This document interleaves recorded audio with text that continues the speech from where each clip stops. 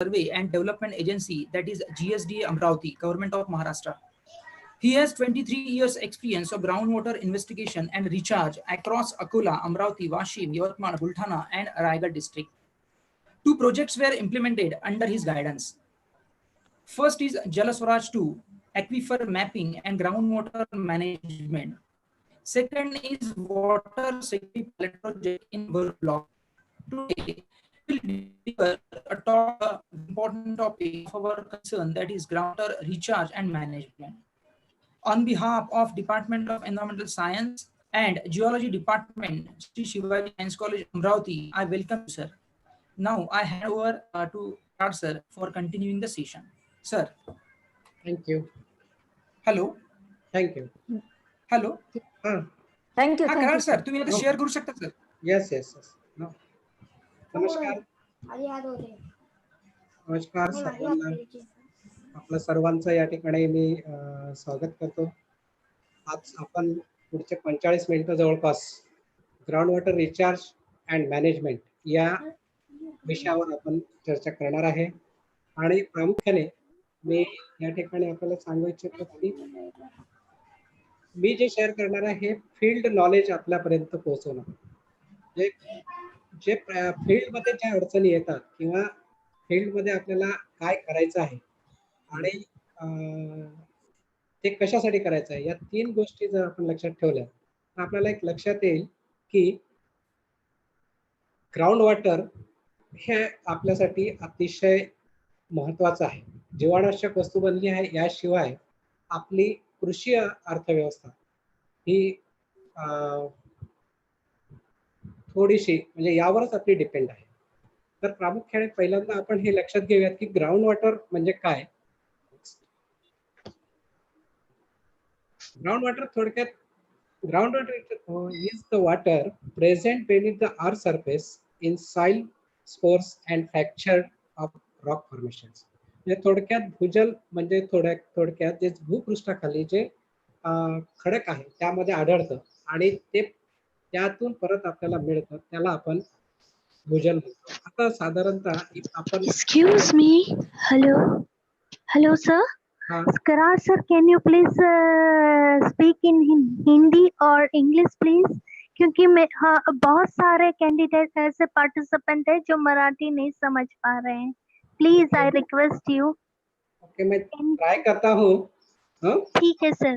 ठीक है sir. I am Gujarati, I can understand Marathi but not 100%. Okay, मैं sorry to interrupt you but okay sir, thank you. Okay. आणि बाकीचे जे participants आहे please mute your video and audio please. देखिए, participants भूपृष्ठ के नीचे जो संतृप्त क्षेत्र में पाया जाता है उसे ही भूजल कहते हैं. Video and audio. भूजल कुठे जो ग्राउंड वाटर रहता है वो अपने 3 मतलब शैलो एक्विफर में रहता है, डीपर एक्विफर में रहता है और मोर डीपर एक्विफर में रहता है. यह स्लाइड जो मैंने आपके साथ शेयर की है तो उसमें आपको दिखाई देगा कि हर साल रिप्लेनिश होने वाला मतलब हर साल रिचार्ज होने वाला जो एक्विफर रहता है वो शैलो एक्विफर रहता है, जो कि देखा गया है बेसाल्ट में 1525 मीटर तक है. बाद में सेकंड एक्विफर जो रहता है वो अपना या 120 टू 135 इसके बीच में रहता है. वो तो उसको तो सैकड़ों साल लगते हैं रिचार्ज होने के लिए, जो नॉर्मल रेनफॉल से जो अपने को मिलता है. और थर्ड जो रहता है वो बिलो 200 मीटर्स जो रहता है वो तो हजारों साल उसे भरने में लगते हैं. अब इसका जो जलधारण क्षमता रहती है वो मुझे लगता है कि बहुत कम है. मतलब बारिश का पानी अगर जो गिरता है तो उसका 10% ही जमीन के अंदर जाता है. तो वो जो है 10%, मतलब ऐसा समझो कि 100 लीटर अगर बारिश होती है तो उसमें से 10% बोले तो सिर्फ 10 लीटर पानी अभी जमीन के अंदर जाता है या स्टोर रहता है, जो ग्राउंड वाटर के रूप में हमें मिलता है.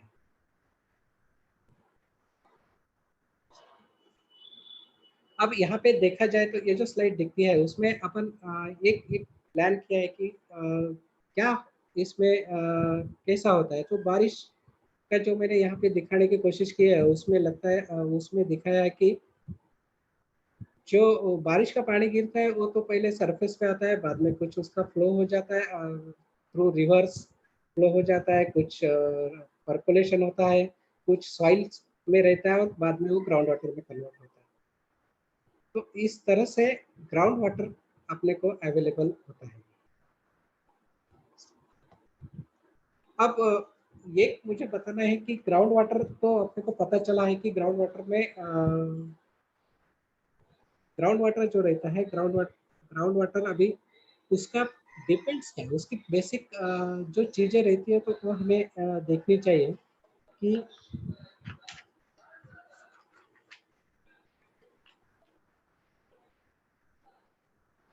यहाँ पे मेरा जो स्टडी एरिया है उस स्टडी एरिया से अमरावती रीजन एक पूरा डिस्ट्रिक्ट है, उसका एरिया टोटल जो है वो 46,000 के आसपास लगभग स्क्वायर किलोमीटर के आसपास है। अब उसका अगर अपन ने एरिया देखा जाए तो जो ग्रीन एरिया जो दिखता है उसमें अपने को जो है वो पूरा बेसाल्टिक एरिया है, जिसका लगभग 36,339 स्क्वायर किलोमीटर का एरिया जो बेसाल्ट रॉक ने ऑक्युपाई किया है।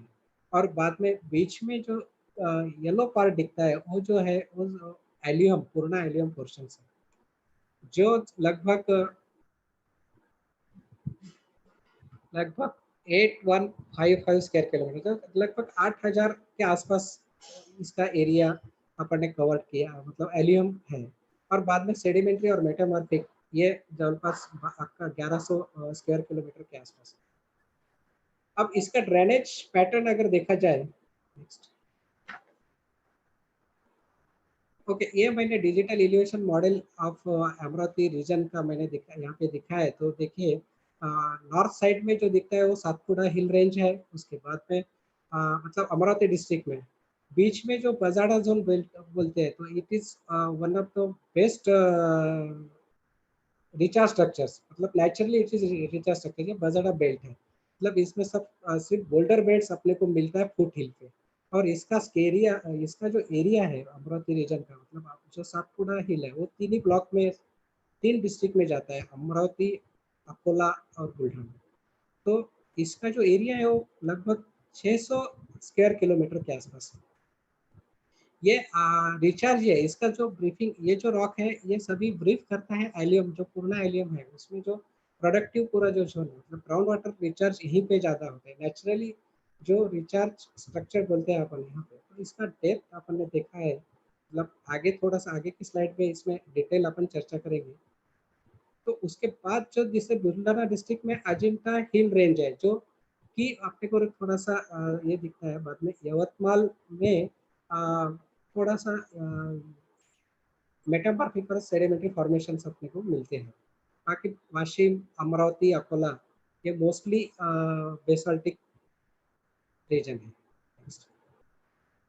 अब हम ये देखते हैं कि बेसाल्ट हमें दिखता कैसा है। तो अभी आप सब लोगों को पता है कि बेसाल्ट आप लोग सब जियोलॉजी के स्टूडेंट होने की वजह से पता है कि बेसाल्ट कैसा दिखता है, लेकिन उसकी कैरेक्टरिस्टिक क्या है फील्ड में ये आइडेंटिफाई करने के लिए बहुत स्किल लगता है। मतलब बहुत सारी चीज़ें जो फील्ड में आती है तो वो समझ में नहीं आता है। तो उसमें देखो मैंने एक कट ऑफ यहाँ पे दिखा है, तो ABC जो दिखा है, तो इसका वर्टिकल सेक्शन अपन अगर देखा जाए तो एक मैंने हमारा जो बस इसका वेल इन्वेंट्री है पूरा एरिया का, हमने जो वेल इन्वेंट्री किया उसमें से एवरेज जो हमने शैलो एक्वीफर का वर्टिकल सेक्शन है वो किस तरह से है। तो पहला जो है 0 to 3 मीटर तक इसमें ब्लैक कॉटन साइल रहता है। बाद में 3 to 6 मीटर तक वेदर्ड बेसाल्ट ट्रैप रहता है। और 12 to 15 मीटर तक एक हार्ड 12 to 15 मीटर तक इसका फ्रैक्चर्ड एंड जॉइंटेड बेसाल्ट अपने को मिलता है। उसके बाद में हार्ड शुरू होता है। तो जो अपना एक्वीफर है वो जो रहता है वो 12 to 15 मीटर्स, इसका थोड़ा सा एवरेज नीचे भी जाता है, 9 मीटर तक भी कहीं कहीं वेरिएशन इसमें रहता है एरिया टू एरिया। तो ये जो एक्वीफर है एक्चुअली देखा जाए तो 9 से 15 मीटर तक का जो एक्वीफर अपने को मिलता है वही अपना एक्वीफर है, उसी में अपने को ग्राउंड वाटर मिलता है। ये सभी तो जो डेटा निकाला है वो इस पर से कि जो वेल इन्वेंट्री हम लोग करते हैं, जो वेल्स अपनी रहती है इरिगेशन वेल्स, उस पर से आया एवरेज एक डेटा यहाँ से निकाला है और उसका लगभग एरिया, इसकी स्टोरेज कैपेसिटी जो है 1 से 3% है। नेक्स्ट, अब अपन एलियम के बारे में थोड़ा सा बात करेंगे। तो एलियम जो है ये पूर्ण एलियम है टोटली।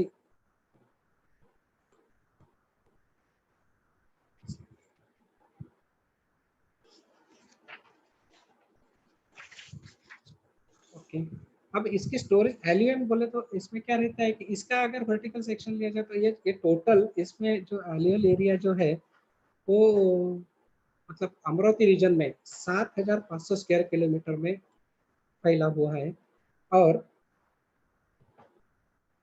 उसमें एक थोड़ा यह है कि जो सलाइन ट्रैक्ट जो इस एरिया की बड़ी समस्या है, जहाँ पे जो एरिया है उसका वो 4692 स्क्वायर किलोमीटर का है और उसमें लगभग 894 विलेजेस वो इसका समावेश किया गया है। मतलब इन ये 894 जो विलेजेस है उसमें ये समस्या है कि खारपन पट्टा यहाँ इस एरिया में है। जो ऊपर जो बाकी का मतलब जो टोटल 7 मतलब 3000 स्क्वायर किलोमीटर का जो एरिया उसी में तो उसका अगेंस्ट है। मतलब पानी वहाँ पे एम्पल ऑफ वाटर ज़्यादा है, उसका स्वीटनेस ज़्यादा है और इरिगेशन भी बहुत ज़्यादा है। तो ये एरिया में हुआ क्या है कि दूसरी समस्या क्रिएट हुई कि जहाँ पानी है वो उस एरिया में मतलब खारपन पट्टा छोड़ के मतलब सलाइन ट्रैक छोड़ के उस एरिया में दूसरी समस्या हुई है कि विड्रॉल बहुत ज़्यादा हो चुका है। मतलब वहाँ पे अगर क्रॉप देखा जाए तो ऑरेंज बनाना इस टाइप के क्रॉप है और उसको ज़्यादा पानी लगता है। अभी लोग थोड़ा सा बारिश मतलब ग्राउंड वाटर अवेलेबल न होने की वजह से ये लोग अभी धीरे धीरे अदर क्रॉप की तरफ आ रहे हैं, लेकिन फिर भी लोगों का ऐसा रहता है कि कैश क्रॉप ज़्यादा चाहिए तो वो ज़्यादा डेप्थ वहाँ पे ले रहे हैं और वहाँ का ट्यूबवेल का डेप्थ अगर देखा जाए तो 1000 फीट के नीचे लोग चले जा रहे हैं और वहाँ से पानी निकाल रहे हैं।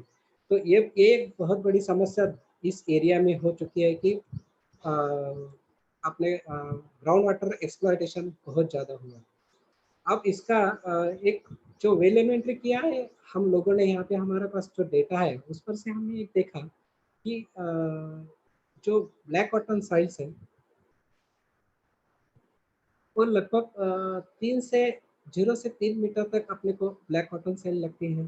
बाद में यहाँ पे local yellowish clay mix with कंकर्स जो रहता है वो 12 मीटर तक रहता है। उसके बाद 12 से 18 मीटर तक एक येलोविश क्ले मिक्स विथ कंकर्स एंड सैंड जो दिखता है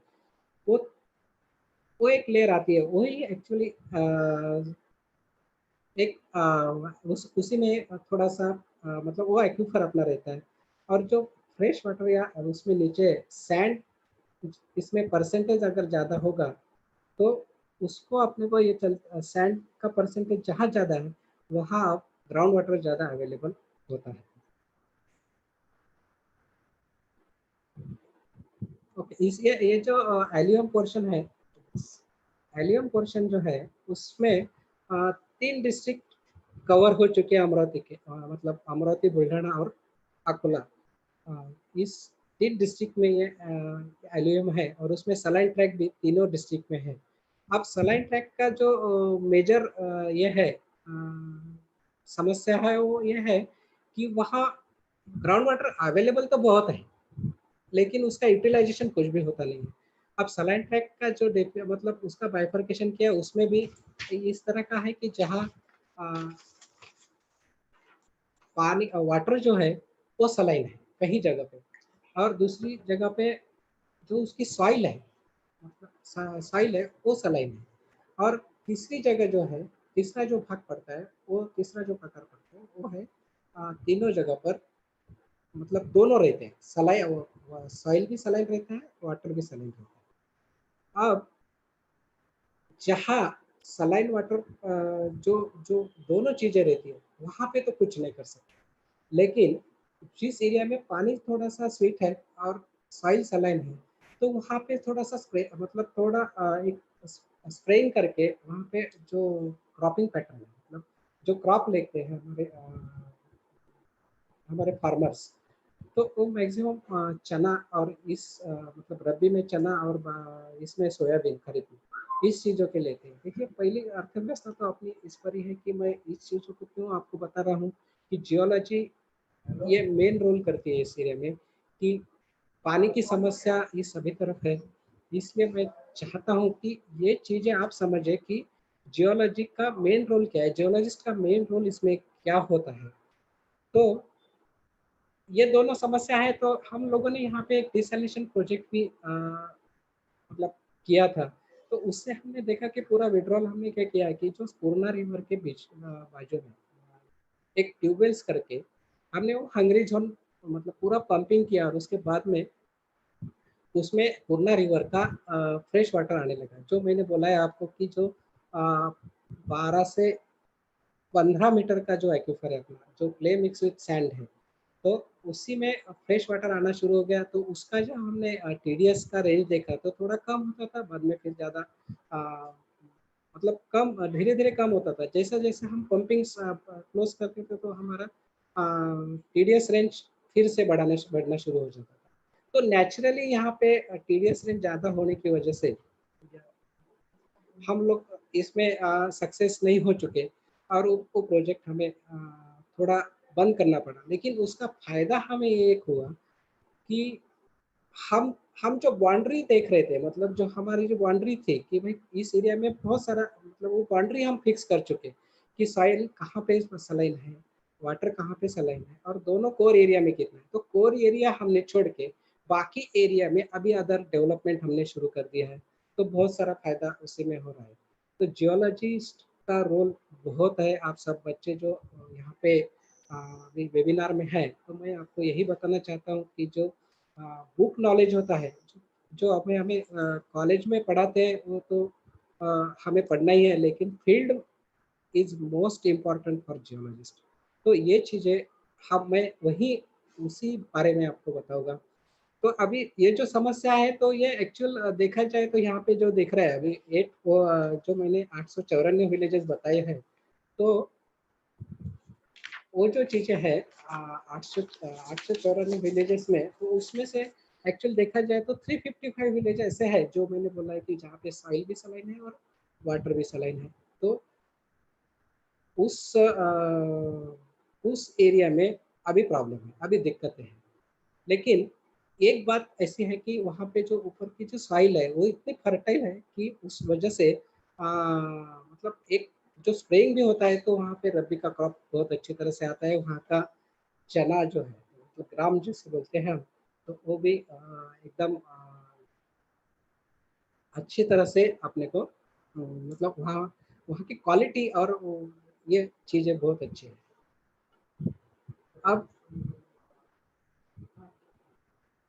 अब मुझे लगता है कि ये एक अमरावती रीजन में एक बोलते हैं ना क्या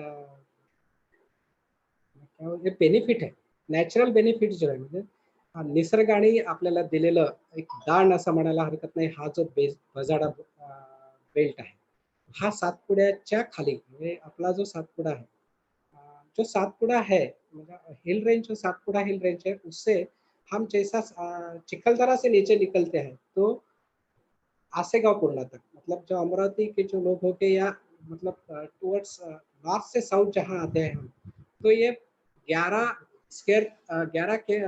किलोमीटर मतलब 11 स्क्वायर किलोमीटर के आसपास इसका टोटल एरिया फुट हिल से लेकर। तो इसका जो इसमें क्या है कि जो बोल्डर जो फॉर्मेशन हुआ है तो 20 मीटर तक यहाँ का डेप्थ है, मतलब फुट हिल से थोड़ा आगे आए तो वहाँ पे 20 मीटर तक यहाँ पे अपने को ये सेक्शन मिलता है। हम जो बोलते हैं कि एल्यूम ऊपर रहता है तो उसमें बोल्डर पूरा है। और जैसा जैसा हम पूर्णा रिवर के तरफ आते हैं तो उसका थिकनेस, बोल्डर का थिकनेस कम होते होते 3 मीटर तक हमें जो बोल्डर रिवर क्रॉस सेक्शन है उसमें दिखता है। यहाँ देखा जाए तो ये देखिए कि ये आपने को यहाँ दिख रहा है। अभी ये जो है तो ये लगभग इसका 655 स्क्वायर किलोमीटर का एरिया इसने कवर किया है और इसमें अमरावती के अंजनगांव, सुरजी, चांदुरबाजा, अचलपुर, जलगांव, जामोद और संग्रामपुर ये बुल्ढाना के हैं और अकोला का तेल्हारा और अकोट इस एरिया में ये पाया जाता है, ये दिखाई जाता है। तो ये itself as a mega recharge project. यहाँ पे क्या होता है कि जो पूरा सातपुड़ा का जो बारिश गिरती है, सातपुड़ा में जितना भी बारिश होता है वो पूरा इस एरिया में आता है और इस एरिया में जब आता है तो वो सीधा रिचार्ज होता है। आप देखेंगे तो इसमें जो ड्रेनेज पैटर्न है वो पैरेलल टू सब पैरेलल है। तो उसमें हमें दिखा है कि उसके आगे मतलब ये जो रॉक फॉर्मेशन है वो वहाँ से उसके कांटेक्ट के आगे देखा जाए तो रिवर फ्लो होते हुए दिखती नहीं है। 3-4 दिन बारिश आती है उसके बाद रिवर फ्लो होती नहीं है। लेकिन ये जो रॉक है ये इसका मेन रीजन ये है कि ये सभी पानी उस रॉक तक पे जाता है, मतलब ये नेचुरली रिचार्ज स्ट्रक्चर्स है। अभी यहाँ पे हम लोग एक मेगा रिचार्ज प्रोजेक्ट करने का सोच रहे हैं और उसमें जो कैनल्स रहते हैं या बड़े बड़े डैम्स रहते हैं उसमें का पानी निकाल के वहाँ पे रिचार्ज करते हैं। और इसका ब्रीफिंग मतलब एक क्या बोलते हैं उसको, नेचुरली जो ब्रीफ फीडिंग है वो वरुण मोर्शी एरिया में है। अब वरुण मोर्शी एरिया जो है उसका अगेंस्ट मतलब थोड़ा सा वो बेसाल्टिक है वहाँ पे एरिया, लेकिन पूरा ऑरेंज बेल्ट है। तो वहाँ वो ऑरेंज बेल्ट का रीजन जो है वो यही रॉक है, तो यहीं से उसको ब्रीफिंग होता है, वहीं से इसको रिचार्ज होता है और वो एरिया में अपने को एम्पल ऑफ वाटर अभी मिलने लगा है। लेकिन अब देखा जाए तो अभी जो हम लोग स्टडी कर रहे हैं तो नेक्स्ट स्लाइड में आपको पता चलेगा कि हमें रिचार्ज की क्यों जरूरत है। नेचुरली तो जो होता था रिचार्ज वो तो हम लोग उसका यूटिलाइजेशन बहुत ज़्यादा कर रहे हैं, तो हम लोग थोड़ा सा रिचार्ज के लिए कम पड़ रहे हैं। तो वो किस कैसा पढ़ रहे हैं तो आपने नेक्स्ट स्लाइड में पता चलेगा। लेकिन ये जो चीजें है जो भगवान ने हमें दी है, जो बजाड़ा बेल्ट है, तो ये हमें अभी रिचार्ज मतलब पानी देने के लिए अभी उतना सक्षम नहीं हो रहा है, क्योंकि हम लोग पानी ज़्यादा निकल रहे हैं। अब उसमें हमारे इस एरिया में अगर हमारी डगवेल्स बोरवेल्स का जो ये देखा जाए, परसेंटेज देखा जाए या नंबर देखी जाए तो बहुत ज़्यादा है। 1 स्क्वायर किलोमीटर के जीएसडी के नाम के अनुसार या सीजीडब्ल्यू के नाम के अनुसार 1 स्क्वायर किलोमीटर के एरिया में कम से कम 8 या 9 कुएं या डगवेल्स होनी चाहिए। लेकिन हो रहा है ऐसा है कि 1 स्क्वायर किलोमीटर के एरिया में, इस एरिया में देखा जाए तो वरुण मोर्शी या ओवरऑल जनरल देखा जाए तो 20 से 25 कुएं हुए हैं या डगवेल्स हो चुकी है। तो ये बारिश, ये जो पानी है जो नेचुरल सीपेजेस है, जो हमारा नेचुरल ग्राउंड वाटर है अपने को जो अवेलेबल है, तो वो अभी बाइफरकेट हो गया है और वो जो हमारे फार्मर्स है उसको नहीं मिल रहा है, पूरी तरह से वो सक्षम नहीं हो रहा है, उसको उसका रबी क्रॉप भी नहीं आ रहा है और ये भी नहीं आ रहा है, खरीफ में भी उसको कभी कभी पंपिंग करना पड़ता है। तो ये जो चीज़ है इसका अल्टीमेट एम अपना ये है कि हमें हमारी कृषि अर्थव्यवस्था बढ़ानी है, उसको सक्षम करना है। अब जब हम कृषि को सक्षम करेंगे तो ही अपन आगे बढ़ेंगे, क्योंकि इंडिया की या अपने इंडिया की जो मोस्ट बेसिक अर्थव्यवस्था है वो कृषि है। उसी पे लोगों का रोजगार डिपेंड है, उसी पे सब लोग डिपेंड है। इंडिया का मतलब 80% मुझे देखा जाए तो इसमें थोड़ा सा बाइफरकेशन हो सकता है कि कितना परसेंट, उसका मेरा ज़्यादा स्टडी नहीं है, लेकिन 80% लोगों की अर्थव्यवस्था इसी पे है। मतलब इसलिए मुझे लगता है कि ये चीज़ें आप समझो कि फील्ड में कौन कौन सा अपना किस वजह से अपने को ये चीज़ें मतलब रिचार्ज अपने को ग्राउंड वाटर कैसा बढ़ाना है। ओके, अब मैं जो बोल रहा था आपको कि भाई हमें रिचार्ज क्यों करना चाहिए, तो ये हम लोग जो करते हैं मतलब जीएसडी है, ground water survey and development agency जो है, वो जो रिचार्ज मतलब इसमें काम कर रही है वो 71 से काम कर रही है। ये डिपार्टमेंट गवर्नमेंट ऑफ महाराष्ट्र का है। इसमें सभी जो जियोलॉजिस्ट रहते हैं वो एमएससी जियोलॉजी इसका एंट्री पॉइंट है, उसको बेसिक क्वालिफिकेशन एमएससी रहता है, और हाइड्रोजियोलॉजी में सब ये लोग काम करते हैं। तो हमारा ग्राउंड वाटर असेसमेंट हम 71 से कर रहे हैं, मतलब हर 3 साल में हम एक ग्राउंड वाटर असेसमेंट करते हैं। तो हमने इसमें देखा गया कि इसमें क्या करते हैं कि हमारे जो अमरावती रीजन का अगर देखा जाए तो हमारे टोटल वो जो मैंने अभी आपको एरिया बताया था कि 46,000 के आसपास हमारा जो अमरावती रीजन का एरिया है, तो उसमें 257 वाटरशेड हमने डिवाइड किए हैं। तो उसका हम ग्राउंड वाटर असेसमेंट करते हैं। अभी इसमें उसका अगर रिजल्ट देखा जाए तो आप लोगों को पता चलेगा कि हमें ग्राउंड वाटर रिचार्ज क्यों करना चाहिए, उसमें ज़्यादा ध्यान क्यों देना चाहिए। तो मैं आपके सामने 2 साल का मतलब 2 असेसमेंट का मैं डेटा यहाँ पे आपके सामने मैं दिखा रहा हूँ। तो देखिए कि 13-14 में जो हमने असेसमेंट किया था, तो उसमें टोटल जो रिचार्ज था, मतलब जो रिचार्ज सभी, तो इसमें जो फैक्टर्स रहते हैं उसके टाइम कम होने की वजह से मैं उसमें ज़्यादा आपको नहीं बता पाऊँगा। लेकिन टोटल रिचार्ज जो रहता है, तो हम लोग क्या करते हैं कि उसमें नॉर्मल रेनफॉल जो रहता है उसका भी सहभाग लिया जाता है। बाद में वाटर कंजर्वेशन स्ट्रक्चर्स रहते हैं उसका रिचार्ज, मतलब जो रेनफॉल का जो रहता है वो 75% हम लोग मतलब उसमें पार्टिसिपेशन है। वाटर कंजर्वेशन का 4% है। टैंक्स एंड पॉन्ड्स जो रहते हैं उसका 1% है। ग्राउंड वाटर इरिगेशन जो है, जो हम लोग ग्राउंड वाटर यूज़ करते हैं, और उसके बाद जो इरिगेशन का जो बेनिफिट मिलता है हमें, तो 12% के आसपास हमें रिचार्ज मिलता है। और सरफेस वाटर इरिगेशन जो रहता है वो 6% उसका रिचार्ज हमारा इस एरिया में है, और कैनल का 2%। ये एक जनरल मैंने आपको बताया कि रिचार्ज हम लोगों के जो जो फैक्टर्स है वो इस तरह से है। मतलब एक देखा जाए तो ज़्यादा से ज़्यादा डिपेंड हम लोग रिचार्ज मतलब ग्राउंड वाटर ज़्यादा बढ़ाने के लिए हम डिपेंड्स है वो है रेनफॉल पे, और वही अपना नेचुरल सोर्स है। तो अगर देखा जाए तो 13-14 का जो है तो 4,22,000 हेक्टर मीटर जो हमने 13-14 का जो असेसमेंट है उसी में देखा गया कि उतना हमारा रिचार्ज हुआ है।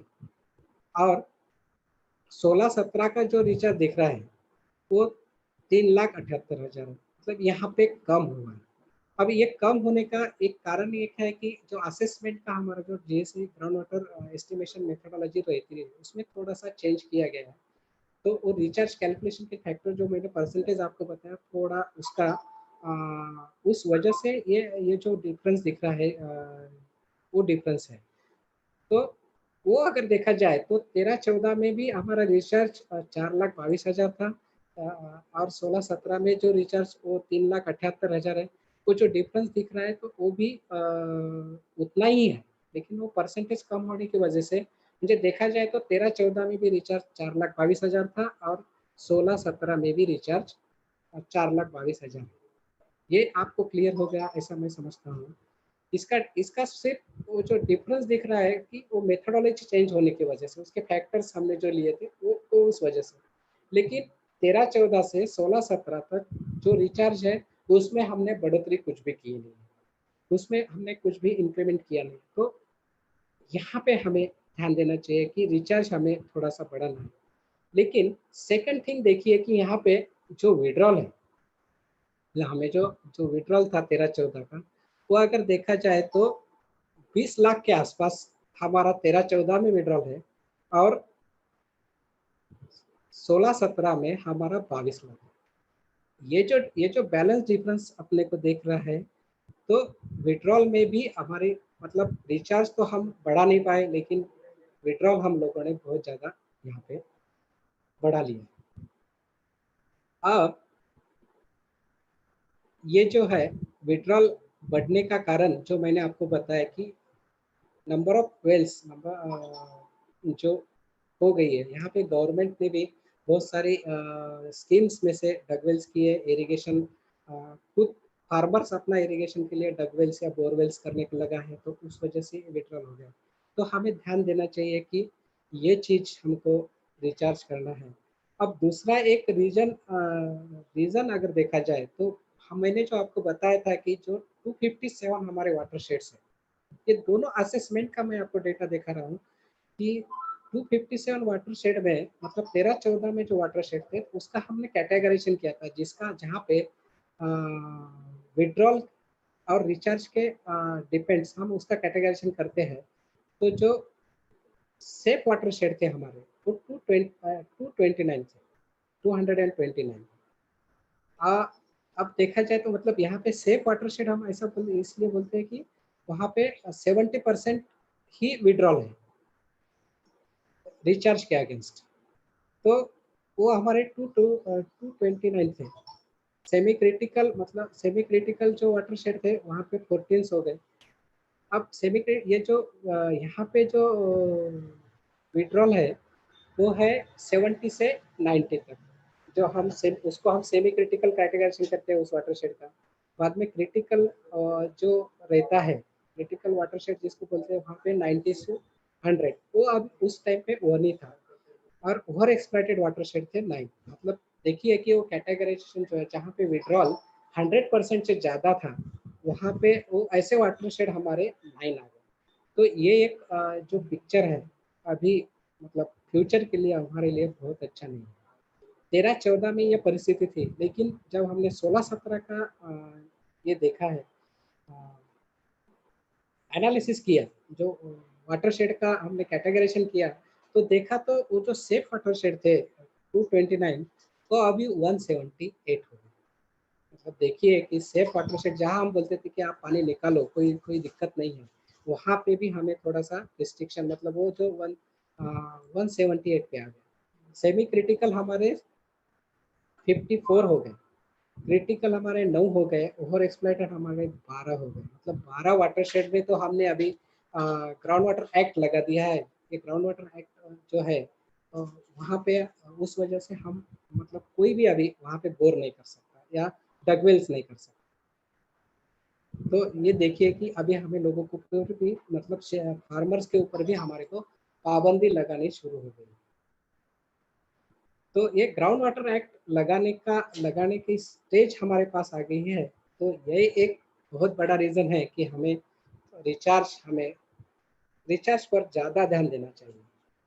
अब इसमें ये 2 फैक्टर तो हमने देखे कि एक तो वो जो विड्रॉल बढ़ गया है, रिचार्ज बढ़ गया है, बाद में उसका इम्पैक्ट क्या हुआ है, तो हमारे वाटर शेड जो कन्वर्शन है सेफ टू ओवर एक्सप्लॉइटेड, तो वो भी ज़्यादा हो गई है। तो ये डेटा हमें बता रहा है कि हमें रिचार्ज बहुत ज़्यादा ग्राउंड वाटर रिचार्ज हमें करना चाहिए, उस पर ध्यान देना चाहिए।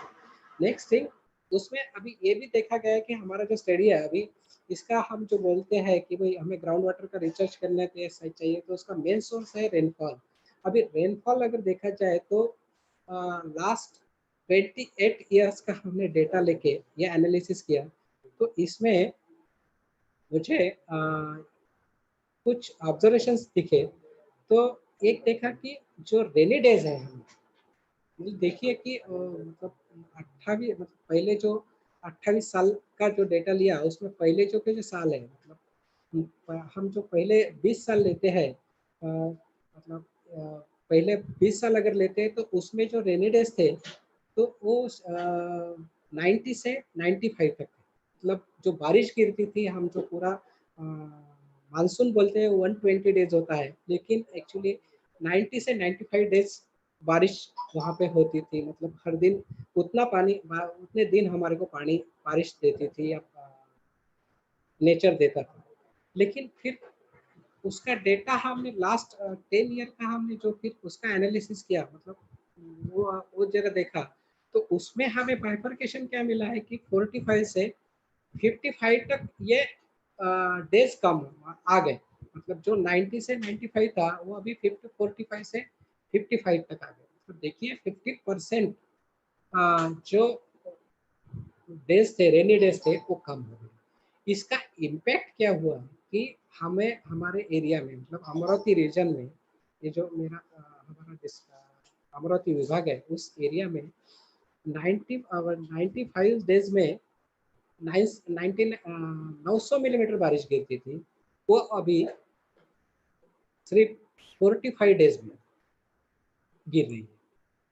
तो ये इसका इम्पैक्ट क्या हुआ कि 900 मिलीमीटर बारिश या 45 डेज में अगर गिरती है तो उसका इंटेंसिटी बहुत ज़्यादा हो गई। रेनफॉल इंटेंसिटी ज़्यादा होने की वजह से जो सरफेस पे पानी रिचार्ज होना चाहिए था ग्राउंड वाटर में, जो कन्वर्शन होना चाहिए था उसका रेन वाटर का, वो कम हो गया। मतलब उसका परसेंटेज कम हो गया। जो मैंने आपको बताया कि 10% हम लोग असेसमेंट पर लेते थे, तो अभी हम नेक्स्ट असेसमेंट जो लेंगे तो उसमें हमारा रिकमेंडेशन रहेगा कि ये 7% तक आ गया। देखिए कि 100 मीटर अगर बारिश गिरती है, 100 लीटर अगर बारिश गिरती है तो 7 ही लीटर, 3 लीटर का यहाँ पे हमें गैप मिल रहा है। तो ये एक इम्पैक्ट है कि हमें यहाँ पे ध्यान देना चाहिए कि रिचार्ज क्यों करना चाहिए। ओके, अब ये देखा जाए तो दूसरी एक चीज हमें एक पता चली है कि हम लोग जो प्रोजेक्ट करते हैं तो उसमें भी हमें ये पता चला है कि हम बारिश तो बोलते हैं 45 डेज हमें आता है, लेकिन 45 डेज कंटिन्यूस नहीं आता है, उसमें भी गैप होता है। अब हम क्रॉप का अगर ध्यान देखा जाए, मतलब खरीफ में हम देखते हैं, पहले ऐसी चीज थी कि खरीफ में हमें कोई पंपिंग करना नहीं चाहता था, मतलब कोई जरूरत नहीं रहती थी। लेकिन अभी पंपिंग में हमें ये खरीफ में हमें पंपिंग करना पड़ रहा है। हमारे फार्मर्स को पंपिंग कर रहे हैं। हमने ये भी मॉनिटरिंग किया कि होता क्या है मालूम है कि जो हम बोलते हैं कि बारिश कंटिन्यू होती है, तो हमने 17 का डेटा लिया, या मतलब जो हमारे ऑब्जर्वेशन है उसमें ऐसा देखा जा रहा है कि 3 दिन बारिश जैसा अपना 7 जून को शुरू होता है, तो 7, 8, 9 ऐसा 3 दिन, कोई 3 दिन में बारिश गिरती है, उसके बाद में 15 दिन का 20 दिन का गैप गिरता है, उसके बाद में बारिश होती है। फिर ऐसा ऐसा करके जो अपना नेचर है वो अपना 900 मिलीमीटर का अपना कोटा तो पूरा करता है, लेकिन उसका जो गैप है, मतलब 2 रेन में जो गैप रहता है, rain between the gap between the 2 range जो रहता है, वो तो हमें 2 से 3 वो दिखाई दे रहे हैं। तो उसमें क्या होता है, फिर खरीफ में ही हमारा पंपिंग शुरू हो जाता है। सोयाबीन के लिए लोग पानी देना शुरू कर देते हैं, तो फिर उसमें रिचार्ज होता ही नहीं है, और फिर हमें रब्बी में उसका असर गिरता है। तो ये चीज़ें रिचार्ज क्यों करना चाहिए, तो ये मैंने आपके सामने दिखाया कि ये 4-5 जो चीज़ें हैं वो हमें यहाँ पे हमें देखनी चाहिए, और इसी वजह से हमें रिचार्ज करना चाहिए। तो अभी अमरावती रीजन का अगर देखा जाए यूटिलाइजेशन जो ग्राउंड वाटर का है, तो 93% जो है वो इरिगेशन के लिए है, और 7% जो है वो सिर्फ ड्रिंकिंग वाटर के लिए। मतलब ड्रिंकिंग वाटर के लिए कभी भी स्केर्सिटी नहीं आनी चाहिए, लेकिन होता क्या है कि हम ड्रिंकिंग वाटर का भी 7% खींच लेते हैं और पानी भी नहीं मिलता। जो आप देख रहे हैं, तो हमारा डिपार्टमेंट जो है वो स्केर्सिटी रिमूवल के लिए काम करता है, उसके लिए उसके उसके मेजर्स के लिए काम करता है। तो उसमें भी हमें ये दिखाई देता है कि कितना बहुत सारा ज़्यादा गवर्नमेंट का जो पैसा जा रहा है वो स्केर्सिटी का उपाय योजना बनाने में जाता है। तो हमें अभी ये जो रिचार्ज है, तो अभी हम वो कैसा करना है, उसके फैक्टर वो क्यों करना, मतलब उसका प्रोसेस क्या है, उसके बारे में हम देखेंगे, क्योंकि यही बहुत इम्पोर्टेंट है। और मैं आप सभी को एक रिक्वेस्ट करूंगा कि इस टाइप में जाइए। आप अपने सामने अभी थोड़ा सा एक देखिए कि एक अपन गांव का प्लान करेंगे, जहां हमने एक जल स्वराज 2 में वर्ल्ड बैंक एडेड एक प्रोजेक्ट था, aquifer mapping and ground water management. तो वो हम लोगों ने यहाँ पे काम किया। तो इसमें हमें लगभग 3 साल पूरा काम करने लगे, मतलब पूरा एरिया का स्टडी करने लगे। तो उसमें हम लोगों ने क्या किया, वही मेथोडोलॉजी, मतलब फील्ड में जो अप्लीकेबल है, अब यहाँ पे हम लोगों को साथ में लेना पड़ता है, हमारे फार्मर्स को, हमारे विलेजर्स को, हमारे गांव के लोगों को। तो उन्हें भी पता चाहिए। वो अगर जब तक हमारे साथ नहीं रहेंगे उनको, तो हम हमारा प्रोजेक्ट अच्छी तरह से इम्प्लीमेंट नहीं करेंगे। मतलब एक मैं सभी जियोलॉजिस्ट से एक रिक्वेस्ट करूंगा कि आप लोग अपना नॉलेज जो है, हमारे जिस अपना अपना जो अल्टीमेट एम है कि हमारे को हमारी कृषि व्यवस्था सक्षम करनी है, जिसमें हम जियोलॉजिस्ट का बहुत बड़ा रोल है। तो उसको अगर हमें सक्षम बनाना है तो उसमें उस अपना नॉलेज उसके पास जाना चाहिए, और उसका भी जो फील्ड एक्सपीरियंस है, जो हमारा फार्मर्स है, उससे भी हमसे ज़्यादा बहुत नॉलेज है। हम लोग बोलते हैं कि हमने पढ़ लिया तो हमारे पास बहुत डाटा है, हम उसके भरोसे पे बहुत ये काम करते हैं। मतलब हमारे पास मैं बहुत अच्छा डेटा मेरे पास होने की वजह से मेरे पास बहुत ज़्यादा नॉलेज है। लेकिन एक बात मैं बताता हूँ कि मैंने जो मेरे पूरे फील्ड कैरियर में मैंने देखा कि हमारे से ज़्यादा हमारा जो फार्मर है वो ज़्यादा होशियार है। गाँव के लोग ज़्यादा होशियार रहते हैं, क्योंकि उस एरिया से उनका लगाव होता है। उस एरिया में उनको पता चलता है कि कौन से एरिया में पानी ज़्यादा है, कौन से एरिया में पानी नहीं लगता है। ये लोग वो वहाँ पे बताते हैं। उनका ड्रेनेज पैटर्न, उसका ड्रेनेज सिस्टम कैसा है, कौन से एरिया में सॉइल मॉइस्चर का थिकनेस, सॉइल का थिकनेस ज़्यादा है, उसका बहुत सारा स्टडी उनके पास होता है। इसलिए मैं आप सभी जियोलॉजिस्ट को एक रिक्वेस्ट करूंगा कि आप जब भी फील्ड में जाएंगे तो गांव के लोगों को साथ में लो और उनका नॉलेज शेयर करो, और अपना नॉलेज फिर उस पर अपना इम्प्लीमेंट करो। तो उसका जो बेनिफिट है वो बहुत ज़्यादा मिलेगा, क्योंकि इसके आगे आपको पता चलेगा कि हमने जो बेनिफिट दिया है उस गांव में, तो वो अभी भी चल रहा है। तो हम अभी देखेंगे कि हमने मेथोडोलॉजी क्या अडॉप्ट की है। तो पहले तो एक आपके सामने ये नजर आई कीजिए कि आपको एक गांव का प्लान आपके सामने होना चाहिए। आपको जहां भी फील्ड वर्क करना है तो उसका मैप आप ले लो, और वो मैप लेने के बाद हो सके तो गट नंबर का मैप लेना चाहिए। हम लोगों ने जो किया मैं मतलब हाइड्रोजियोलॉजिकल सर्वे क्या है, मैं आपको बताता हूँ सिंपल लैंग्वेज में कि हाइड्रोजियोलॉजिकल सर्वे क्या है। एक मैप हम पहले लेते हैं, उसमें उस एरिया की जो इरिगेशन है वो हम मार्क करते हैं। मतलब नंबर ऑफ वेल्स, ये जो डेटा मिलता है वो हमारे जो पटवारी रहता है या तलाठी रहता है उसके पास ये पूरा डेटा मिलता है। उस पर से हम ये डेटा मतलब वो एक बार अपने हम लोगों ने वेल्स मार्क कर दिया, तो वेल्स का कैटेगराइजेशन हम आराम से कर सकते हैं। तो मैं आपको धीरे धीरे सब बताऊंगा कि हमने क्या किया है कि हमारा जो पिंपरी निपाणी और काकड़ी गिलबा, ऐसा दो गांव का एक वाटरशेड था। मतलब देखिए कि जो हम बोलते हैं कि एक्वीफर को बाउंड्रीज होती है, एक्वीफर की एज पर विलेज जो बाउंड्री है, हम जो रेवेन्यू बाउंड्रीज है वो बाउंड्री कभी फॉलो होती नहीं। यहाँ पे हमने देखा गया है कि उसकी बाउंड्री चेंज हो गई। हमारा जो एक्वीफर था वो दो गाँव में चले गए, एक गाँव का वाटर एक्वीफर नहीं है। तो यहाँ पे पहले हमने क्या किया कि पूरी वेल्स हमने इसमें मैप कर लिया और इसका टोटल वेल इन्वेंट्री की है। अभी वेल इन्वेंट्री आपको तो पता होगा कि उसमें 48 कॉलम्स हमारे रहते हैं, उसमें वेल्स का पूरा डेटा रहता है। अब वो डेटा कौन सा रहता है, तो उसमें वेल ओनर्स का नाम रहता है, बाद में वेल का कर्विंग कितना है, वेल का डायमीटर कितना है, वेल की डेप्थ कितनी है, वेल वेल वेल का जो हाइड्रोलॉजिकल कैरेक्टर्स है, जो बेसिक कैरेक्टर्स वो हम लोग देते हैं। उसमें वाटर लेवल कितना है, उसमें पंपिंग, उसका पंपिंग हावर्स कितना होता है, उसमें पंप कौन से टाइप का इंस्टॉल किया है, उसका जो पंपिंग हावर्स है हम उसका डिस्चार्ज लेते हैं। तो इस पर से हमें एक पता चला है कि हम जो जो पूरे है लिथोलॉजी और हाइड्रोजियोलॉजी, इस पर से हमारा फिर एक मैप बन जाता है कि उस एरिया में कैटेगराइजेशन हम कर सकते हैं कि ये कैटेगरी की वेल्स जो रहती है उसमें पंपिंग हावर्स ज़्यादा है, तो वो वेल्स कौन सी है वो हम थोड़ा सा अलग वो उसमें मैप पे हम मार्क करते हैं। उसके बाद में उसका मीडियम मतलब किसका यील्ड का जो रहता है, यील्ड परफॉर्मेंस पे वो पूरा कैटेगराइजेशन कर लेना चाहिए।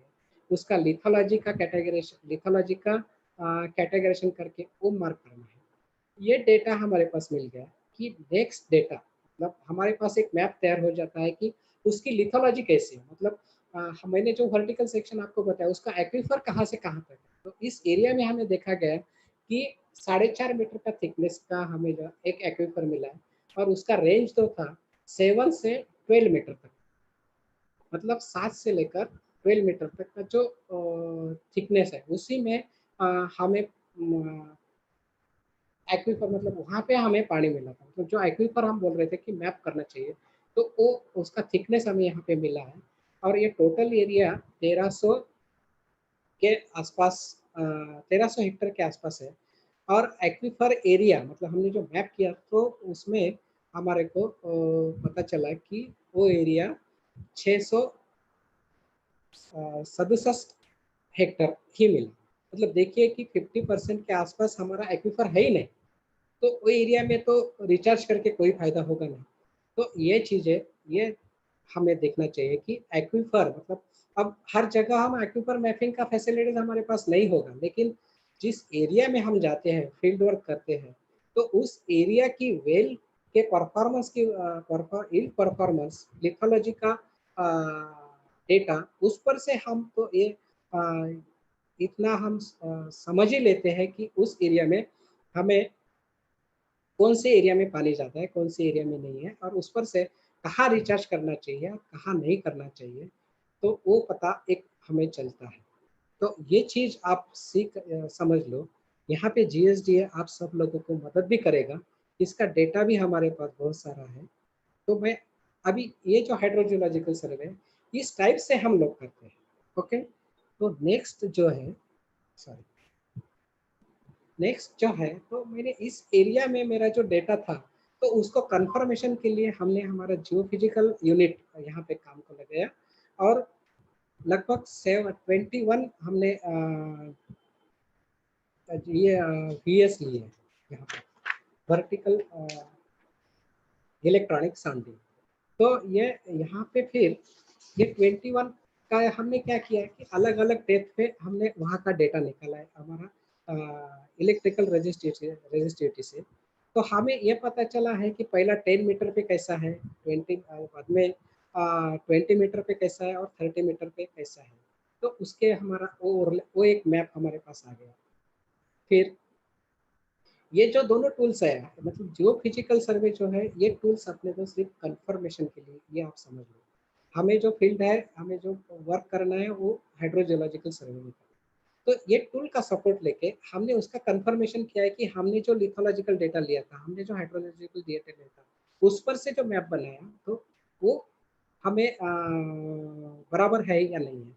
तो उसका हमें पता चला कि हम वहाँ पे सही है। तो यहाँ पे मैं ज़्यादा इसमें नहीं बताऊंगा कि ये इलेक्ट्रिकल रेजिस्टिविटी कैसा है। तो यहाँ पे देखिए कि आपको मिल जाएगा जी, इस पर से देखा जाए तो यहाँ पे मैक्सिमम जो बीच में का जो एरिया था, जो जो डार्क ग्रीन है, जहाँ पे हम बोल रहे थे कॉम्पैक्ट बेसाल्ट है, तो ये जो एरिया है ना, इस एरिया में हमें एक भी डगवेल मिला नहीं। तो आप ये देखो कि मैंने जो बताया आपको कि हमारे से ज़्यादा हमारे फार्मर्स या हमारे विलेजर्स होशियार रहते हैं, तो यही है। हमने ये सब निकाल के किया, ये सब हम कंफर्मेशन के किया, लेकिन उन लोगों ने ये एरिया ऑलरेडी निकाल चुके कि इस एरिया में पानी नहीं लगता, तो इस एरिया में रिचार्ज करके भी कोई फायदा नहीं है। ये उन लोगों से मैंने सीखा।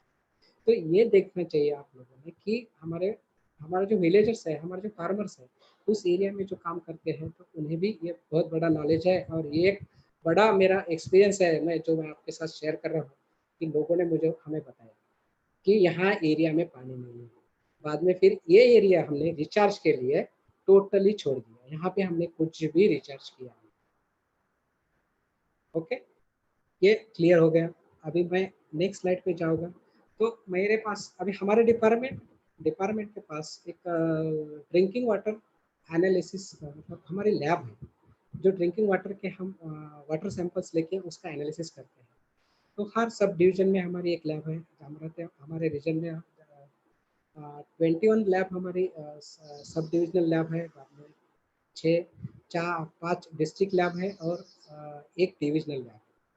उसमें हम उसका फायदा हमने क्या लिया कि हमने क्या किया कि जो अच्छा वेल परफॉर्मेंस था, हमने एक 20 स्टेशन ऐसे निकाले कि जहां हमने water quality, ground water quality monitoring हमने की, अब उसमें हमने सैंपल उस वो स्टेशन हमने फाइनल किए, वहाँ से हमने 3 साल तक लगातार प्री और पोस्ट ऐसा उसका एनालिसिस करना शुरू कर दिया। तो उसमें हमने 2 फेसिस स्टडी किए, उसमें क्लोराइड फेसिस और टीडीएस फेसिस। ये 2 फेसिस के स्टडी करने के बाद हमें पता चला कि ये एक्यूपर सिस्टम ये किस लिए क्यों किया। तो इसमें हमें चला कि ये सिंगल एक्यूपर सिस्टम है या मल्टीपल एक्यूपर सिस्टम है। तो हमें यहाँ पे जो टीडीएस रेंज है या क्लोराइड फेसिस है और टीडीएस फेसिस है, उस डेटा से हमें यही पता चला कि ये सिंगल ही सिस्टम है और हमने जो मैपिंग किया है वो सिंगल ही है। तो ये तीनों का हमने जो कंफर्मेशन किया, तो उस पर से हमें ये जो ग्रीन पार्ट दिख रहा है दैट इज द एक्विफर, जो मैंने आपको बताया इसका 4.5 मीटर थिकनेस है और 667 उसका एरिया है।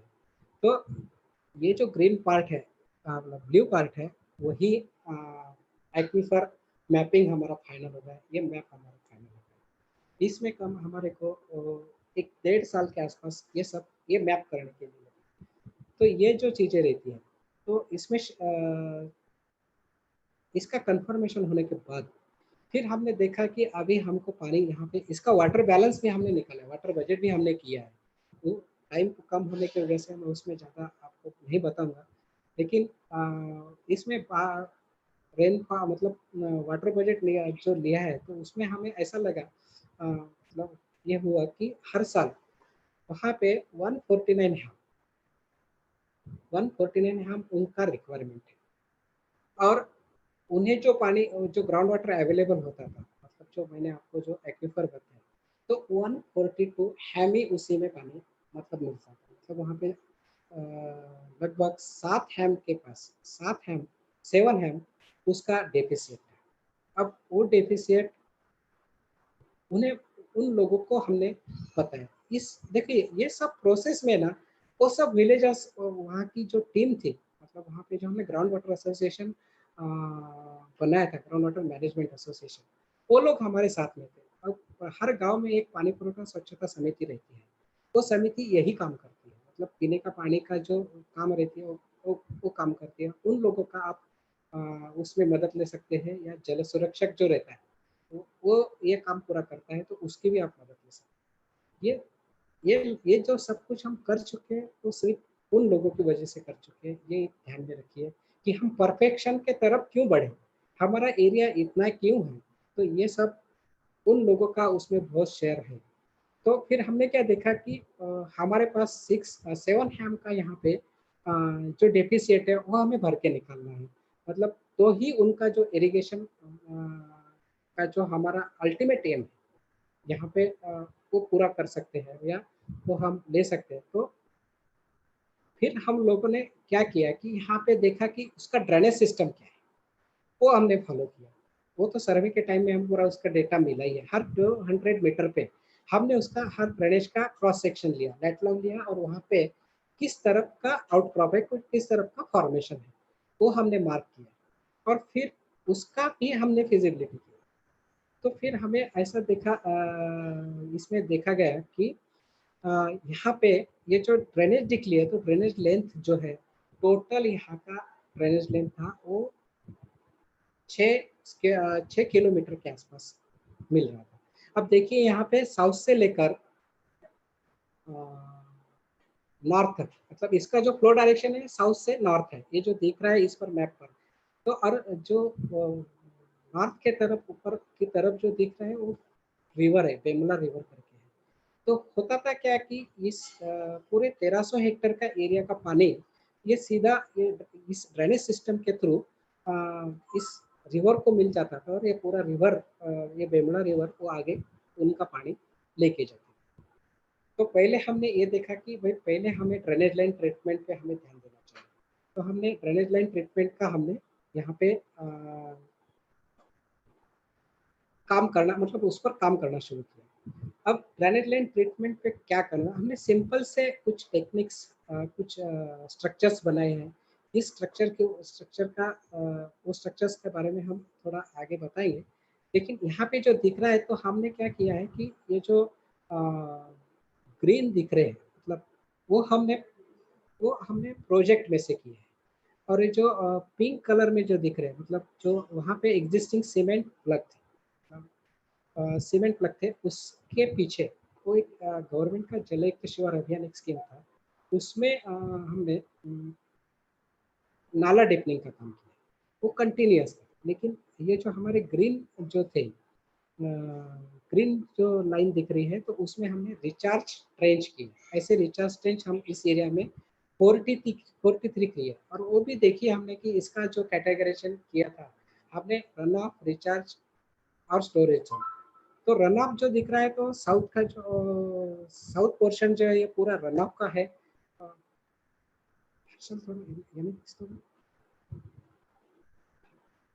रन ऑफ का जो रन ऑफ का कैटेगराइजेशन आप सब लोगों को पता होगा कि हाँ, ये जो दिख रहा है, तो ये एरिया रन ऑफ का था, उसमें ये स्टोरेज, ये जो था ये रिचार्ज का एरिया दिख रहा है, और ये पूरा एरिया है स्टोरेज जोन का।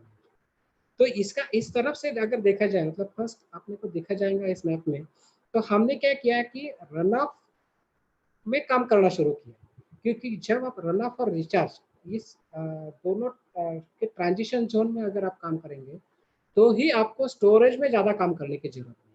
हमने इसके आगे क्यों नहीं काम किया, तो क्योंकि इसका जो रिवर का जो बफर जोन है, यहाँ पे हम लोग अगर काम करते थे, यहाँ पे अगर स्ट्रक्चर्स हम बना देते थे, तो इससे क्या होता था कि हमने जो ये पानी यहाँ पे एक्वीफर में हम डालने की कोशिश कर रहे हैं, एक्वीफर में स्टोर करने की कोशिश कर रहे हैं, तो ये यहाँ से निकल जाता।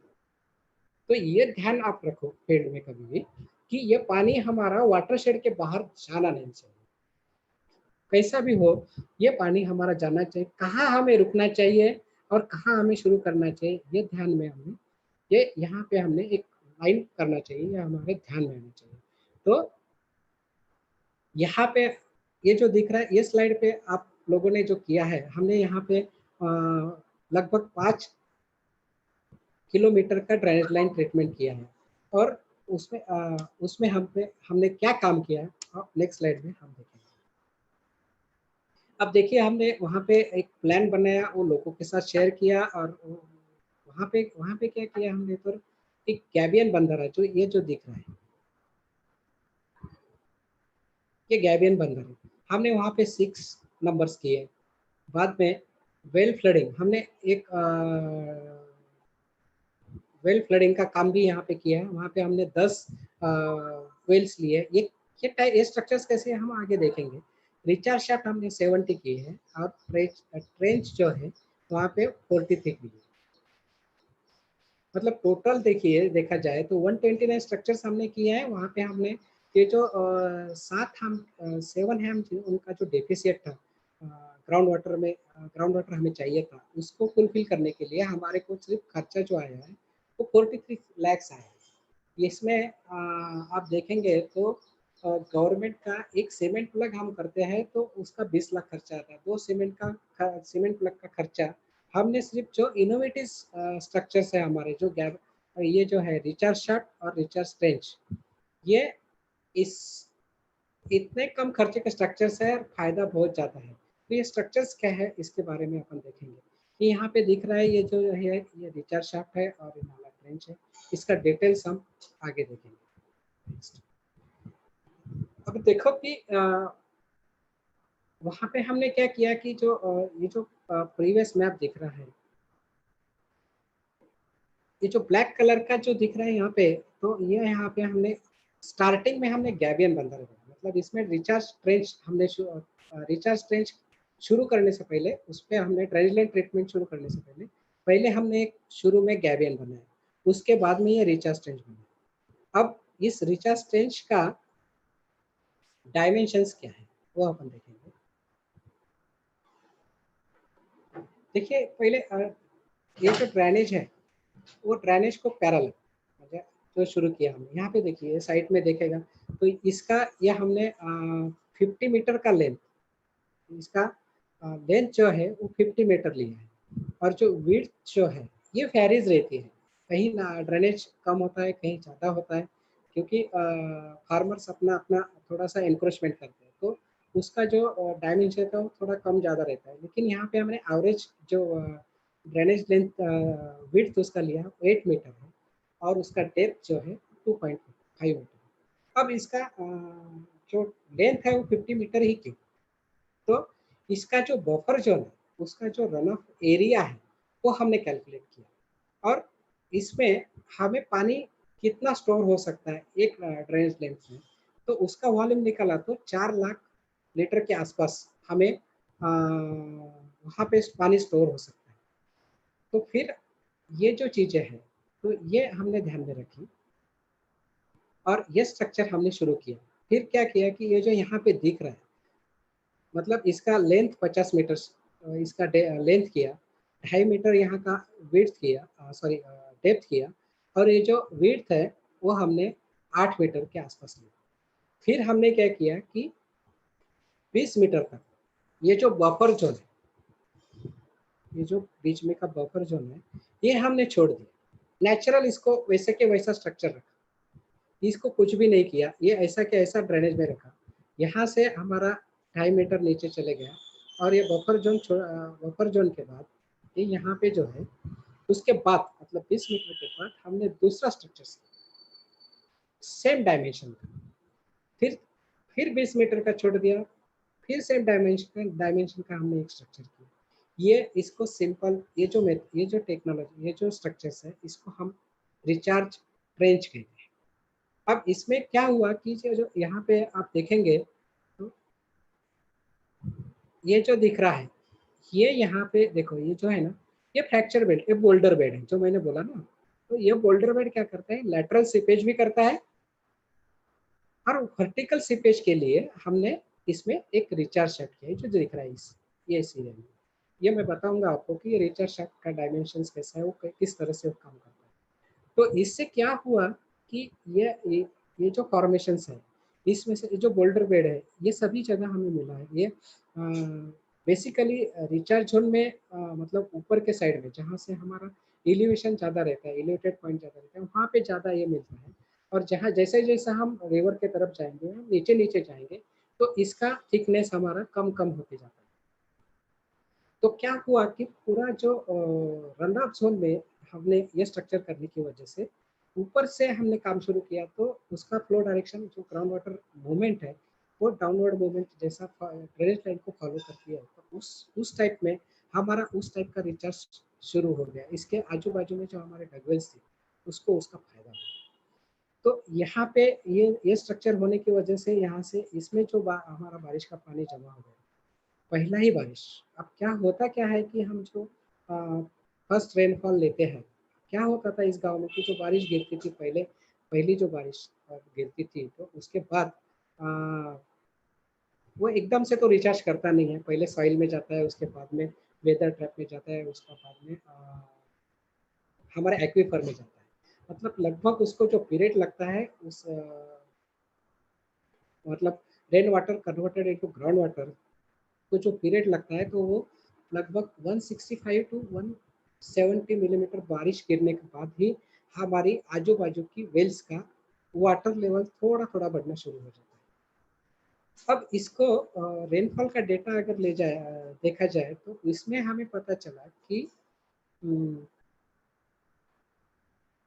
रेनफॉल का डेटा अगर पता चला तो रेनफॉल से डेटा से हमें पता चला तो इसमें हमारा अगस्त का फर्स्ट वीक आ जाता है। अब देखिए हमारा कृषि व्यवस्था कैसे बिगड़ती है, खरीफ कैसा चेंज होता है।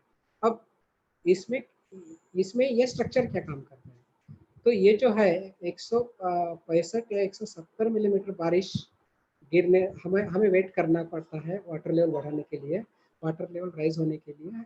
अगस्त में हमारी वाटर लेवल बढ़ना शुरू हो जाती है। तो ये जो फार्मर्स रहते हैं इनके पास कुछ भी पानी नहीं रहता, जो रन ऑफ जोन वाले जो रहते हैं, स्टोरेज जोन वाले एरिया में कोई भी एरिया में, तो स्टोरेज जोन में थोड़ा जल्दी वाटर लेवल आ जाता है। लेकिन इसमें तो हमारा जो ऑब्जर्वेशन है वो यही है कि हमें अगस्त निकलना पड़ता, तो वाटर लेवल उतना टाइम हमें निकल रहा है। तो इस स्ट्रक्चर से हम इमीडिएट रिचार्ज करना शुरू कर देते हैं। अब इसमें हमने दूसरा स्ट्रक्चर जो ले लिया है वो ये तो आपको समझ में आया। फिर ये 5 ऐसे जो ट्रेंचेस है इसके बाद जो हमने गैबियन बंदर है, ये गैबियन बंदर जो रहता है उसका मतलब जो स्टोन्स रहते हैं उसका सिर्फ हम उसमें एक जाली में ये करके उसका 1 मीटर तक ऐसा सेम इस टाइप का ऐसा बंदरा हम बना लेते हैं। वो उसका पानी स्टोर करने के लिए हम यूटिलाइजेशन नहीं है। हमारी जो सिल्ट है वो ट्रेंच में नहीं आना चाहिए और सिल्ट प्रोटेक्ट होनी चाहिए, इसलिए हमने वहाँ पे गैबियन बंदरे कर दिए। तो हमारे जो 40 मतलब एवरी 5 ट्रेंचेस हमने ये गैबियन बंदरे यहाँ पे बनाए। तो ये ट्रेंच आपको पता चला है, बस इस तरफ का ही है। अब इसमें हमने क्या किया, ये जो स्ट्रक्चर्स है इसको हमने स्टोन से पिचिंग किया, रबर पिचिंग किया। तो ये क्या हो गया, as good as it's a बंदर, मतलब गैबियन बंदर है, क्योंकि ये फिर ये बारिश में जैसा ही पानी फ्लो होता है तो पहले ये भरता है, ये ट्रेंच भरने के बाद ऊपर से इसका फ्लो शुरू हो जाता है, सेकंड ट्रेंच में जाता है। तो ऐसे इस तरह से हमने ट्रेंच भरना शुरू किया। तो हमने देखा कि जून में हमारा 86 मतलब देखिए कि जो मैं बोलता हूँ ना कि रेनफॉल, तो 3 दिन में मतलब 22, 23 और 24 18 का जो रेनफॉल का डेटा है उसमें हमने जो काम किया था, तो वो डेटा उसमें वो बारिश 3 दिन में 86 मिलीमीटर बारिश गिरी और इसमें ये हमारे जो ट्रेंचेस थे भरना शुरू हो गए। मतलब ये पूरे भरे नहीं उसमें लैटरल सीपेज शुरू हो गया और बाजू वाले जो फार्मर्स हैं जिनके पास कुएं थे उनको उसका 1.5 मीटर का वाटर कॉलम हमारे पास अवेलेबल हो गया। तो ये 1.5 मीटर का वाटर कॉलम का यूटिलाइजेशन तो आप बोल सकते हैं कि कोई भी फार्मर तो उसका यूटिलाइजेशन करेगा ही खरीफ में। अगर बारिश जो दो बारिश के बीच में जो गैप गिरता है तो उसमें उन्होंने उसका यूटिलाइजेशन भी किया है। तो ये यहाँ पे जो हम बोलते हैं कि कृषि व्यवस्था हमारी बढ़ानी चाहिए, तो ये एक चीज़ है। दूसरा क्या है कि हमने इसमें क्या किया, जो ट्रेंच है उसी में देखिए आपको दिखाई दे रहा होगा कि यहाँ पे साइड में, तो हमने एक 25 to 30 मीटर का यहाँ पे एक बोरवेल, मतलब एक रिचार्जर। ये जो स्ट्रक्चर है ये भी इन्वेंशन जीएसडीए का है। ये 2009 से हम लोग कर रहे हैं। ये पहले हम लोग सिर्फ ड्रिंकिंग वाटर स्कीम के आसपास ही करते थे, मतलब सिर्फ ड्रिंकिंग वाटर का एरिया जो रहता था उस एरिया को प्रोटेक्ट करने के लिए, उसको सस्टेनेबल करने के लिए चीज़ें करते थे। लेकिन अभी अभी जल शिवार और अभी इस प्रोजेक्ट में हमने इरिगेशन पॉइंट ऑफ व्यू से ये चीज़ें की है। तो इसमें हम एक 30 मीटर का एक बोर करते हैं, उसका डायमीटर 115 एमएम का रहता है, 150 एमएम का भी हम इसमें कर सकते हैं। इट डिपेंड्स अपॉन व्हीकल, आपको रिग मशीन क्या है कैसे मिलती है उस पर है। बाद में इसमें ये जो ये करने के बाद ये जो केसिंग कोलैप्सिबल फॉर्मेशन तक हम एक केसिंग करते हैं। इस केसिंग को ये जो केसिंग रहता है ये परफोरेटेड रहता है। इसको हम वायर मेश से फिर ये करते हैं, उसको बाइंडिंग करते हैं। फिर इसके आजू बाजू में ये जो दिख रहा है, तो इसका 2 बाय 2 मीटर का एक रिचार्ज पिट, मतलब गड्ढा करते हैं, थोड़ा एक पिट करते हैं। और इस पिट में हम पूरा बोल्डर मिले वहाँ का डाल देते हैं, मतलब जो जो सॉइल थिकनेस था सॉइल। हाँ करो, वेट करो।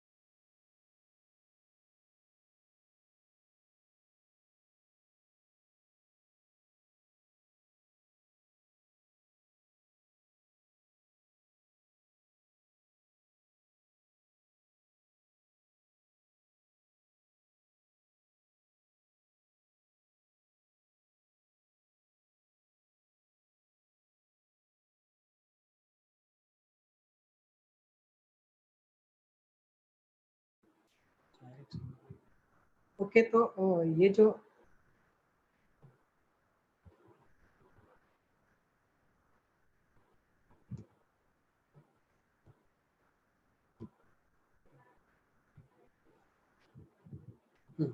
तो ये जो है, ये जो स्ट्रक्चर्स हमने किए हैं यहाँ पे, तो ये वेल फ्लडिंग का ये काम किया है। उसके बाद में ये उसके जो बेनिफिट दिख रहे हैं, प्रीवियस फोटो है और ये आफ्टर का उसका ये फोटो है। उसके बाद में उसका नॉर्मल डिफरेंस वेजिटेशन इंडेक्स जो है, इस पर से भी आपको पता चल रहा है कि ग्रीन बेल्ट यहाँ पे बड़ा है। तो ये जो और सैटेलाइट इमेजरी भी हमने 17 का और 19 का जो देखा है, तो उसमें भी आपको चेंजेस दिख रही है। तो ये जो इम्पैक्ट एनालिसिस था, ये जो इसमें दिख रहा है, तो इस टाइप से उन लोगों ने हमने यहाँ पे एक प्रोजेक्ट करके हमने काम किया है।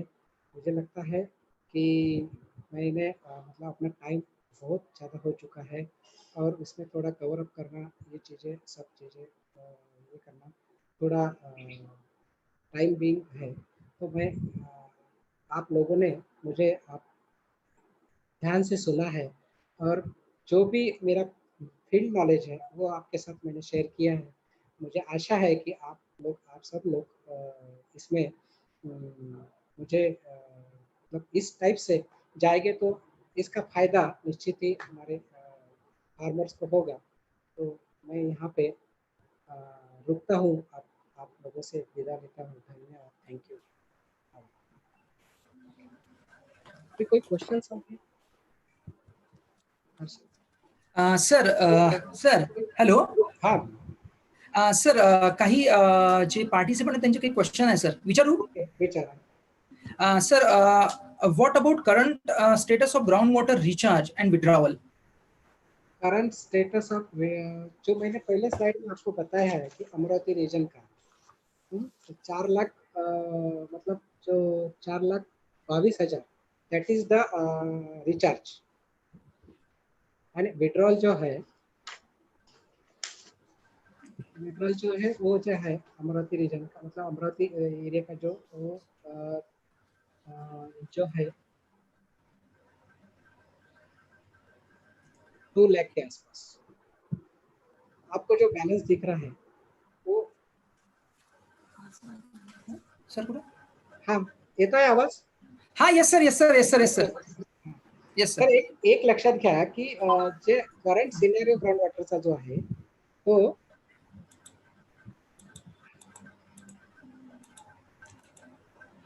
हॅलो. हाँ सर आणखी क्वेश्चन होतं sir. Due to pandemic, major of the human interference have been stopped. External atmosphere and water bodies have self-replenished. Sir, about groundwater, I would like to know whether the same impact is there with water. परत सांगा.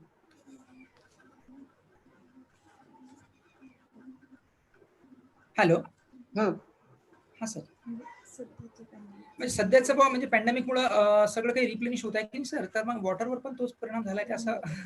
Okay okay नाही नाही actually एक लक्षात घ्या की water quality मध्ये थोडासा फरक पडतो आहे, परंतु तुम्हाला ह्युमन बिईंग मुळे तर निश्चितच आहे की याच्यावर, कारण युटिलायझेशन हे सगळ्यात जास्त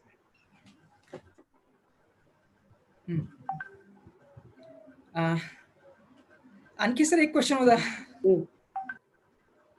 In groundwater management, we use rainwater harvesting method, but some workers or researchers are of the opinion that the rainwater harvesting technique we use is increasing the salinity of groundwater and altering the parameters due to forceful recharge or release of water to water table. Is it true? मला नाही वाटत तसं काही, कारण आतापर्यंत जे structures केले आणि आम्ही थोडंसं अनालिसिसही याचं केलं तर एक बघा की रेन वॉटर हे फ्रेश वॉटर आहे. आपल्या सरफेसला जेव्हा टच होतं, रूफला जेव्हा टच होतं आणि त्याच्यानंतर आपण ते डायरेक्ट थोडंसं त्याची फिल्टर मीडिया यूज करू जर आपण ते केलं तर त्याला निश्चितच डायरेक्ट आपल्याला रिचार्ज करतो आणि त्याच्यात कुठल्याही टीडीएस वाढण्याची शक्यता तर नाहीच वाटत, कारण आपण फ्रेश वॉटर जर कमी टीडीएस असलेलंच पाणी आपण टाकतोय. रेन वॉटरचं आपण अनालिसिस केलं तर टीडीएस आहे हार्डली 100 मिलीग्राम पर लिटर आहे. त्यामुळे ते मला नाही वाटत की त्याच्यात कुठे असा फरक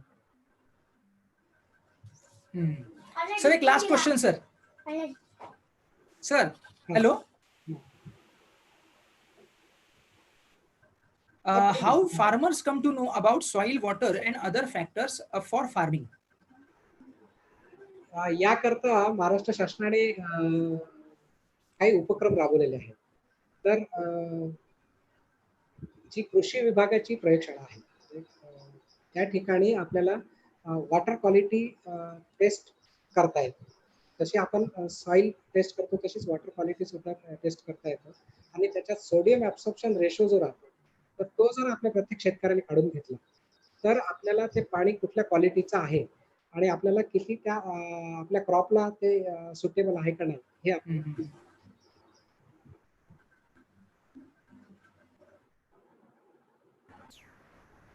okay sir, thank you sir. Sir एक मिनिट सर काही YouTube चे क्वेश्चन्स आहे.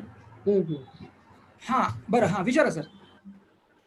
क्वेश्चन आहे sir, in future if all the ground water are used by industries then how will the groundwater be recharged again? एक लक्षात घ्या की आपण आता तर ग्राउंड वॉटर ऍक्ट या ठिकाणी आपण जून 14 पासून लागू केली महाराष्ट्र शासनाच्या आणि ज्या इंडस्ट्रीजला आपल्याला पाणी जी इंडस्ट्रीज पाणी आपलं ग्राउंड वॉटर घेणार आहे तर त्याला ती बंधन असणार आहेत आता यापुढे की रिचार्ज सुद्धा त्याला तेवढाच करावा. त्यामुळं त्यांनी ते त्यांना कंपल्सरी आपण या ठिकाणी केलेलं आहे. तर एक मेजर जो पार्ट येतो ना तो इंडस्ट्रीज पेक्षा आपल्याला इरिगेशनचा जास्त येतो. मला असं वाटतं की इंडस्ट्रीजसाठी तर हे आपण कंपल्शन केलंच आहे. त्याला इव्हन आपण ग्राउंड वॉटर टॅक्सेस सुद्धा आपण म्हणजे यापूर्वी नव्हतं काही पण आता ग्राउंड वॉटर टॅक्सेस सुद्धा आपण लावण्याचा त्या ठिकाणी सुरुवात केली आहे. सध्या हे सेंट्रल ग्राउंड वॉटर बोर्ड या ठिकाणी. सर दूसरा क्वेश्चन है, ट्रेंच बनाने में लैंड स्लोप क्या रिलेशन है, क्या डायमेंशन चेंजेस करते हैं? ट्रेंच, हाँ ओके. ट्रेंचचा डायमेन्शन जे आहे ते प्रत्येक ठिकाणी आपल्याला चेंजेस करता येतात. फक्त याच्यात चेंज जे करायचं आहे ती विड्थ मध्ये चेंजेस होते आणि डेप्थ मध्ये चेंजेस होते. पण मात्र डायमेन्शन जे आहेत हे याच्याप्रमाणे मिनिमम हे 50 मीटरचा त्याची लेंथ असावी आणि विड्थ जी आहे ती ॲज पर ड्रेनेजची जी विड्थ राहणार आहे त्यानुसार ठेवली तरी चालेल आणि डेप्थ ही तुम्ही 1.5 मीटर पासून 2.5 मीटर म्हणजे जवळपास 1.5 मीटर टू 2.5 मीटर आपण व्हेरिएशन करू शकता. हे त्या फील्ड कंडिशन्सवर आपल्याला ते डिसिजन घ्यावे. नेक्स्ट क्वेश्चन आहे, जसे हवामान शास्त्रामध्ये सारखा हवेचा दाब रेषेद्वारा जोडला जातो त्या प्रकारे जिओलॉजी मध्ये सॉइल अँड वॉटरच्या बाबतीत मॅपिंग असते का व कसे असते? एक मिनिट परत रिपीट. जसे हवामान शास्त्रामध्ये सारखा हवेचा दाब रेषेद्वारे जोडला जातो त्या प्रकारे जिओलॉजी मध्ये सॉइल अँड वॉटरच्या बाबतीत मॅपिंग असते का नाही व कसे असते? नाही, तसं नाही. मेनली हे जे होतं हे सगळं डिपेंड्स आहे ते जिओलॉजीवर आहे त्या एरियाच्या जिओलॉजीवर. आणि बेसॉल्टिक मध्ये तर त्याचं इराटेक खरंच असल्यामुळे त्याचं जे आपण सरळ रेषेत किंवा त्याचं मॅपिंग आपण त्या पद्धतीने करण्याचा प्रयत्न करतो तर तो होत नाही. परंतु तो शॅलो मध्ये जो आपण त्याचा फ्लोज कसा आहे त्याप्रमाणे आपल्याला त्याचं मॅपिंग करायचं आणि याचं जे टेक्निक्स आहे तो वेल इन्व्हेंटेड डेटावरनं आपण ते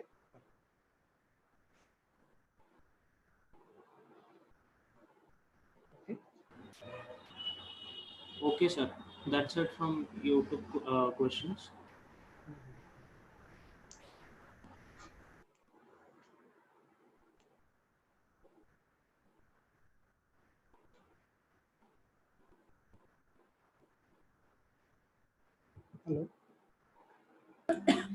Hello. Hello. Sir, OTOP thanks sir. Okay. It is a great honor and privilege to be called upon to propose a vote of thanks for the second session of this 4 days webinar series. It is always a pleasure to acknowledge somebody's help and encouragement. I am greatly thankful to the respected Shri Sanjay Karat sir for sparing his valuable time for us and delivering such a innovative and knowledge imparting talk for us. It was very informative and to be practically implemented phenomenon for sustainable management of groundwater for our upcoming generations. I also express my thanks to the participants for their enthusiastic response and discipline for this session. Thank you. Thank you, sir. Thank you very much. Thank you, sir. Okay.